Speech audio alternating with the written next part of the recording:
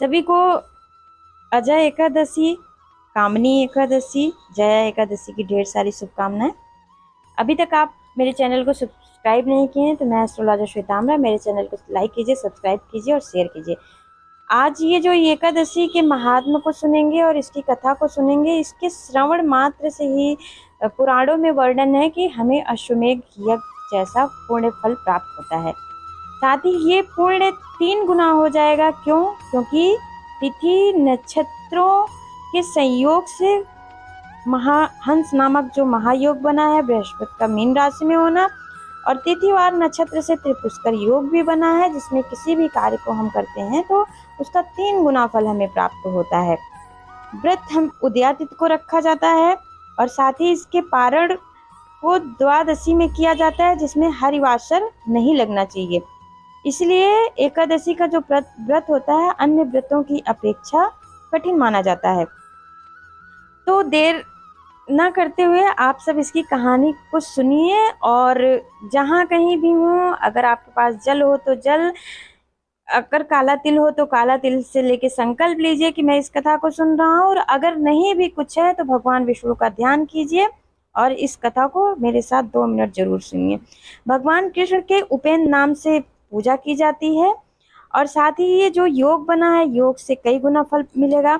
जिन्होंने कोई कुछ पाप कर्म किया है या उनके जीवन में समस्याएं ही आती रहती हैं और लगता है कि मैंने ऐसा क्या किया था प्रारब्ध में जो हम कठिन परिस्थितियों से ही गुजर रहे हैं, तो वो भी इसको अगर सुनेंगे तो उससे उनके पाप खत्म होंगे। क्या मान्यता है कि इसके बाद स्वर्ग लोक की प्राप्ति होती है।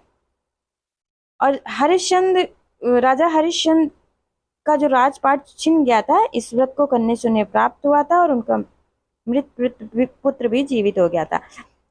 इसमें क्या विशेष करना है उसके पहले हम कथा पर आते हैं, और कथा के बाद ये जानते हैं कि हम किस तरह और किस वृक्ष की पूजा करेंगे, किस पौधे की पूजा करेंगे, जिससे भगवान विष्णु के साथ माता लक्ष्मी और हमारे पितर प्रसन्न होंगे।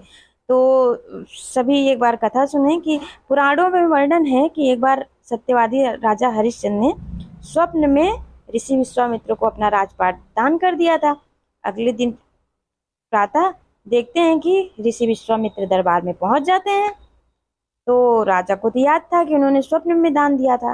वे सारा राजपाट भगवान ऋषि विश्वामित्र को सौंप देते हैं। तो ऋषि जाते हुए ऋषि कहते हैं कि आप दक्षिणा के स्वरूप मुझे 500 स्वर्ण मुद्राएं भी दीजिए। अब उनके पास तो कुछ भी नहीं था, तो वो स्वयं अपने पुत्र और पत्नी को भेज देते हैं, जिससे पाई हुई मुद्राओं को वो दक्षिणा स्वरूप उन्हें दे देते हैं। राजा हरिश्चंद्र को एक डोम खरीदता है, और डोम का कार्य था कि वो शमशान पर रहता है, जो मृतकों के सौदा में उनके संबंधियों से कर वसूलता था।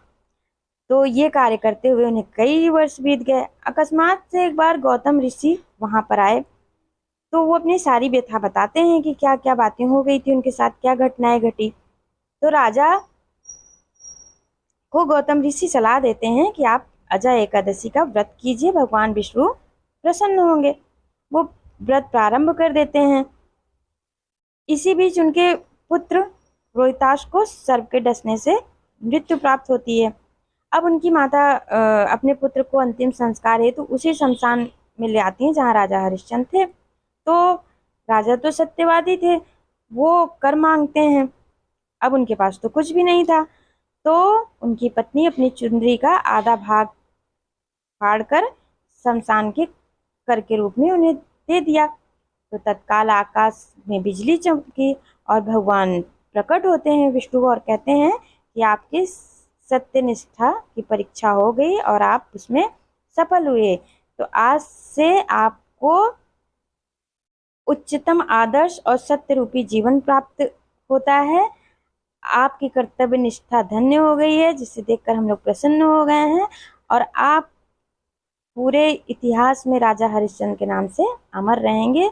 तो ये जब तक धरती आकाश रहेगा, जीवन रहेगा मानव का, राजा की सत्यता हमेशा प्रसिद्ध रहेगी।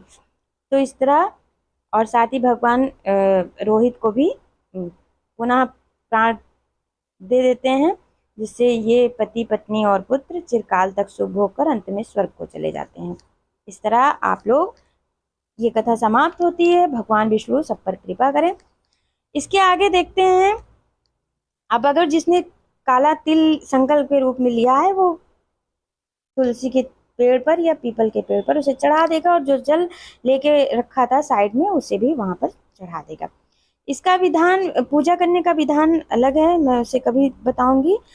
अब इस व्रत को करने में किस वृक्ष का या किस पौधे की पूजा करनी चाहिए, तो पीपल और तुलसी की, क्योंकि ये मंगलवार को है और हमारे पितरों का वास रहता है, भगवान विष्णु का भी, माता लक्ष्मी का।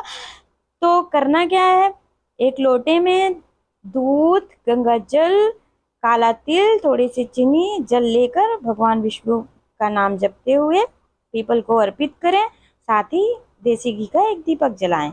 इस तरह माता तुलसी के जो वृक्ष है उनकी भी, पौधे की भी पूजा करें, और तुलसी दल भगवान विष्णु को भोग के स्वरूप लगाएं। इस तरह भगवान विष्णु प्रसन्न होंगे और हमारे पितर भी प्रसन्न होंगे। मान्यता ये है कि जो हम तीर्थ स्थलों में जाते हैं दर्शन करने और वहां पर दान करते हैं, अगर इस अजय एकादशी को हम जरूरतमंदों को अन्न, वस्त्र आदि का दान करते हैं, तो उसका कई गुना फल हमें प्राप्त होता है, और अश्वमेघ यज्ञ का फल स्वरूप प्राप्त होता है, ये आपको पता है। साथ ही अगर गाय है या आपके अगल बगल गाय है तो उन्हें चारा भी दान करें।